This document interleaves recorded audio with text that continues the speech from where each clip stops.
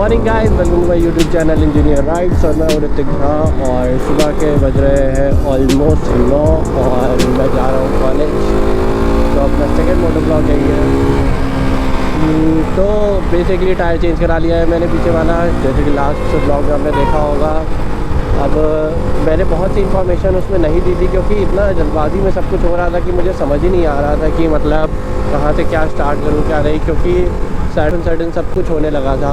मतलब आरसी का प्लान आ गया कि आरसी लेनी पड़ेगी, उठानी पड़ेगी। क्योंकि 390 को वहीं छोड़ना पड़ेगा क्योंकि टायर उसका ख़राब हो गया था। और कंपनी अगर दूसरा मैं टायर अगर कंपनी के बाहर से चेंज कराता और क्लेम का भी वेट करता तो फिर होता ये कि मुझे वारंटी नहीं मिलती, क्योंकि मैं टायर बाहर से चेंज कराता। इस वजह से मुझे रुकना पड़ा। अब जो अश्वनी जो मैनेजर है वहाँ का वर्कशॉप का, उसने मुझे बोला कि तुम गाड़ी यहीं पे छोड़ दो और आरसी ले जाओ अपनी।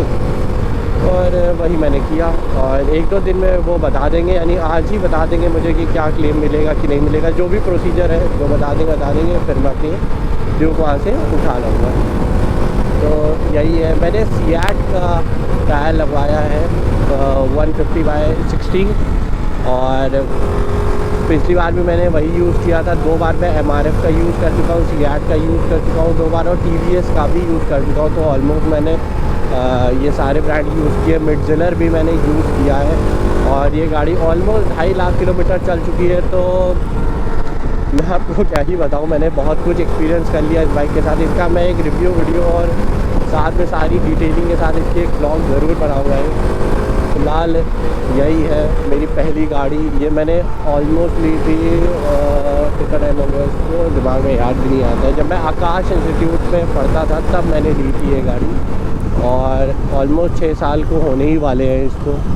इतना चला चुका हूँ, इतना एक्सपीरियंस है, बिल्कुल दिल से जुड़ी हुई है गाड़ी। और सब लोग कहते हैं कि ये गाड़ी बेच क्यों नहीं देते, इतना टाइम हो गया है इसको रखते हुए। अब ये पहली गाड़ी है मेरी और मेरे फादर ने गिफ्ट करी थी मुझे ये जब मैंने हाई स्कूल पास किया था और आकाश में जाने लगा था। तो बहुत अटैचमेंट है इस बाइक से। तो ये गाड़ी मैं कभी सेल नहीं करूँगा कभी भी। ये गाड़ी एंड तक ही मेरे पास रहेगी जब तक ये चल रही है, जब तक ये है। तो देखते हैं, मेरे ब्लॉग्स में आप इसको देखते रहेंगे। कि टायर के आपको बारे में बताता हूँ कि इतने टायर्स मैंने यूज़ किए, सिर्फ CRT नहीं और भी जितने भी ब्रांड्स होते हैं उनको मैंने यूज़ किया है।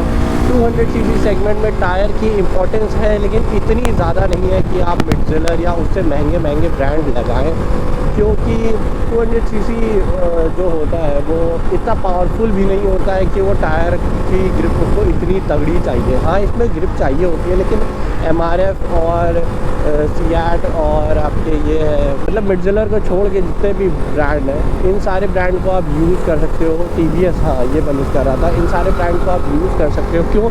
क्योंकि ये अच्छी क्वालिटी के हैं और आपको इतने हाई एंड की ज़रूरत नहीं। मिडज़िलर है वो 390 के लिए मैं ज़्यादा प्रेफर करूँगा, क्योंकि ये होता है कि उसमें पिकअप इनिशियल ज़्यादा होता है, तो उसको ग्रिप चाहिए होती है स्टार्टिंग एक्सेलरेशन को हैंडल करने के लिए। क्यों? क्योंकि उसमें आप एक्सीलरेटर लेते हो और गाड़ी बिल्कुल उठ जाती है। इसमें इतनी जल्दी 200 में इतनी जल्दी नहीं होता है ये। तो आप एक एवरेज क्वालिटी टायर से भी यूज़ कर सकते हैं। गुड क्वालिटी कहेंगे, गुड क्वालिटी में आपको बेटर क्वालिटी में मिल जाता है, जो कि इतना फाइनेस्ट क्वालिटी ऑफ टायर नहीं होता है, लेकिन अच्छा होता है। आपको 3,900 रुपये में ये टायर जो मुझे पड़ा है नीचे का मिल जाता है। और अगर आपके जुगाड़ हो तो शायद थोड़ा और सस्ता मिल जाए, लेकिन ये बहुत ही बेस्ट होता है। मैं इससे ज़्यादा अगर आप देखिए ज़्यादा पैसा फूकना चाहते हैं तो आपकी मर्ज़ी है, लेकिन मैं सजेस्ट करूँगा कि इतने रुपए में आपको अगर इन 3 ब्रांड TVS, MRF और सियाट में से कोई चूज़ करना है तो कर लीजिए। इससे ऊपर जाने का कोई मतलब नहीं है, बाकी आपके ऊपर है। ज़्यादा नहीं, रेन में भी ये देखिए आपके ड्राइविंग स्टाइल पे होता है कि आप किस तरीके से यूज चलाते हैं। ये टोटली आपके उसके ऊपर ही डिपेंड करता है। टायर क्वालिटी आपको ग्रिप हमेशा, हर टायर आपको ग्रिपिंग अच्छी ही देता है, इतनी भी बेकार कोई नहीं देता है। बस ज़्यादातर अंतर ये होता है कि कौन सा टायर जल्दी वार्म हो जाता है, कौन सा टायर का जो कंपोनेंट है वो हार्ड होता है। ये टोटली बस उसके ऊपर डिपेंड करता है, इससे ज़्यादा कुछ नहीं। यही डिफरेंस होता है और ज़्यादा कोई डिफरेंस नहीं होता टायर्स में। लेकिन यह है कि अगर आपके ड्राइविंग स्टाइल बहुत ज़्यादा रफ़ है तो हाँ, आपको जजमेंट आना चाहिए कि किस जगह पे आपका टायर आपका साथ देगा, किस जगह पे आपका टायर साथ नहीं देगा, किस जगह पे आपको कितना लीन करना चाहिए, कितना नहीं। ये सब गाड़ी और राइडर के ऊपर ज़्यादा डिपेंड करता है, ना कि सिर्फ टायर के ऊपर। तो ये पर्सनल, अब जैसे यहाँ पे लीन करना है तो आपका टायर अगर ऐसे बम्प करके पीछे टायर में निकला रहता है, जो कर्व होता है अगर वो कर्व आपकी गाड़ी में है तो आप अच्छा खासा लीन कर सकते हो। अगर आपकी गाड़ी में वो कर्व नहीं है तो आप ज़्यादा लीन करेंगे तो गिरने के चांसेस ज़्यादा है और आपकी कॉन्फिडेंस कम मिलेगा। तो यही सब डिफरेंस होता है टायर पे, करता है कि आप कितना टायर को जानते हैं, आप अपने टायर की गाड़ी को जानते हैं और गाड़ी के इंजन को कंट्रोल को जानते हैं। उसी पे डिपेंड करता है आप कैसे टायर को कंट्रोल कर पाएंगे, व्हील्स को कंट्रोल कर पाएंगे। तो ये सब इसी पे है।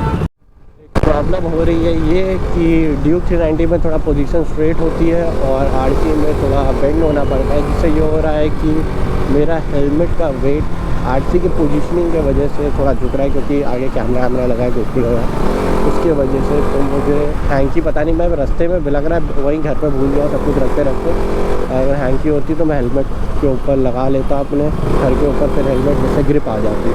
अब यही हो रहा है कि हेलमेट स्लिप कर रहा है आगे।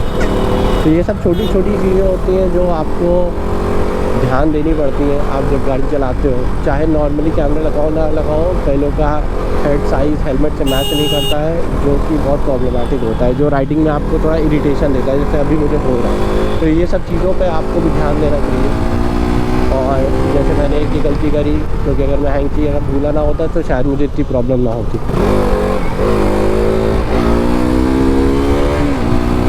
देखता हूँ अगर मुझे हैंकी लेनी पड़ेगी तो मैं ले लूँगा, ये लेनी ही पड़ेगी मुझे। अब एक और प्रॉब्लम अराइज होने लगी है, वो है शायद हीटिंग के वजह से और एसडी कार्ड की वजह से, क्योंकि एसडी कार्ड मेरा एक्सट्रीम है, अल्ट्रा है सॉरी, एक्सट्रीम प्रो नहीं है, जिसके वजह से जो फुटेज की प्रोसेसिंग है वो फास्ट नहीं हो पा रही है। ये 100 Mbps का एसडी कार्ड है जिसकी स्पीड है, और शायद इसको 160 Mbps की स्पीड चाहिए, जैसे मुझे इसकी कार्ड चेंज करना पड़ेगा। और हेलमेट और बार बार फिसल रहा है क्योंकि स्वेटिंग हो रही है मुझे, और स्वेटिंग होने की वजह से थोड़ा लुब्रिकेशन मिल रहा है हेलमेट को, जिससे और गिर रहा है। तो इन सब चीज़ों को आप टिप्स से जान सकते हैं जो प्रॉब्लम होने लगती है अगर कोई ये वीडियो देख रहा है। तो इन सब चीज़ों को समझना पड़ता है। अब ये सब धीरे धीरे होता है, क्योंकि अगर आप केस वेस लगाते हो गोप्रो में तो हीटिंग इश्यूज़ आने लगते हैं, क्योंकि डायरेक्ट गोप्रो को हवा नहीं लगती है और कवर बीच में आ जाता है, जिससे थोड़ी बहुत प्रॉब्लम्स क्रिएट होने लगती हैं जो आपको समझनी पड़ेंगी। तो इन सब चीज़ों को माइंड में रखते हुए आपको सब कुछ करना पड़ेगा। और बैटरी जितना ज़्यादा गोप्रो हीट करेगा उतना ज़्यादा बैटरी जल्दी जल्दी डिस्चार्ज होगी, तो ये सब माइंड में रखना पड़ता है।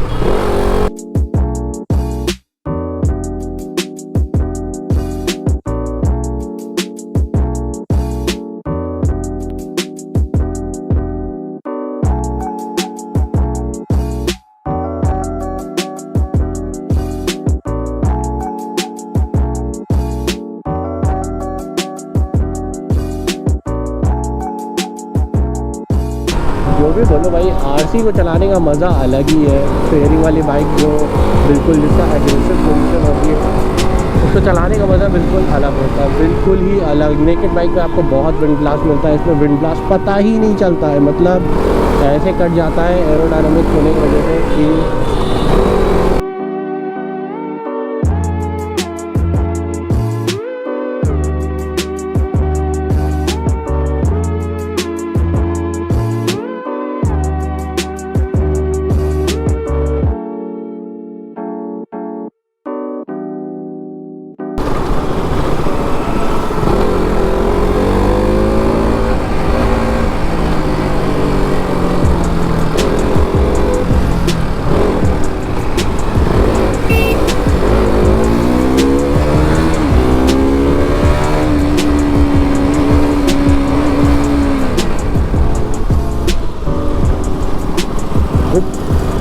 आरसी सेक्सी भाई गज़ब चल रही है। आरसी चलाने का मज़ा लिटरली बहुत अलग है, मतलब हाथ तो सेट है ही, ऊपर से जो मज़ा आती है इसका एग्रेसिव पोजीशन में वो भाई अलग ही है। और जो चलाते हैं उनको पता है कि जिसको नेकेड से ज़्यादा वो पसंद है। फेयर्ड, मुझे फेयर्ड ही पसंद है, ड्यूक से भी प्यार है, लेकिन उसकी पावर से प्यार है और इसकी पोजीशनिंग से प्यार है। So there is a small difference.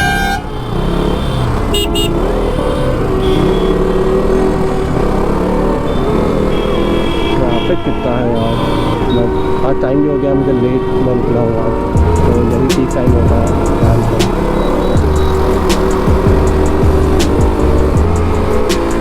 गए कॉलेज, मिलते हैं कॉलेज ख़त्म होने के बाद या और गोला मार दिया था।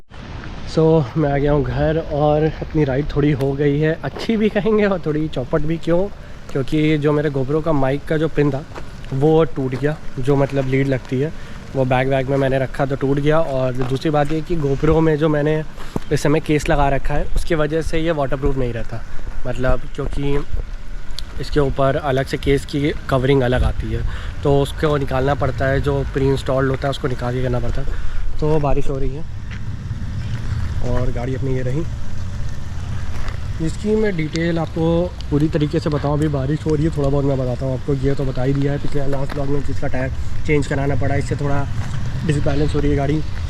ये है वाइज़र, टमाटर लगवा रखा है, डबल बबल वाइज़र है। ये है विंगलेट, ये सब मैं आपको प्राइस वाइज बताऊँगा एक और वीडियो में।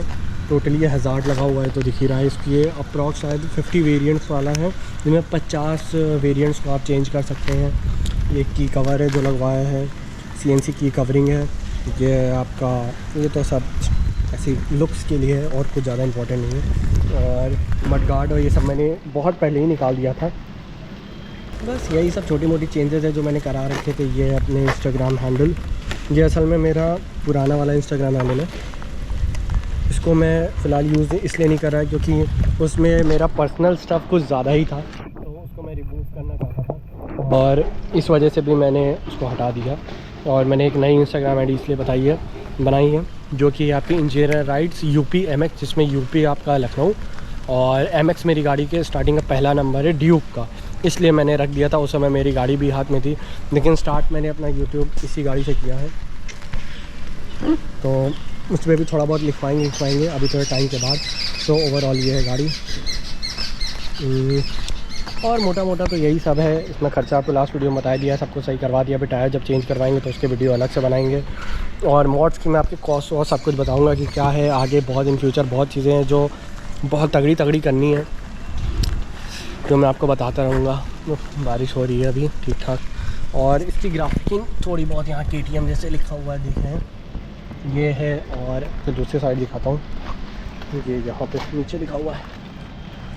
तो ये सब चीज़ें हैं जो थोड़ी बहुत मैंने कर रखी हैं, बाकी और सब कुछ स्टॉक है। ये भी पहले ब्लैक पेंटेड था, लेकिन असल में ये टूट गया था, ये बहुत पुराना हो गया था, जिसकी वजह से हल्का गैप देखने आ गया होता, ये गैप आ गया था, इस वजह से वो टूट गया था, बहुत पुराना हो गया था वो वाइज़र, इसलिए अब ये नया लगवाया है ये भी। और ये लाइट लगी है जिसको ब्रेक दबाने का दिखाता हूँ मैं आपको, बोलती है ऐसे। ये भी पुरानी हो गई है इसलिए थोड़ी ख़राब हो गई है, लेकिन ठीक है, इसको सब चेंज करवाना है धीरे धीरे।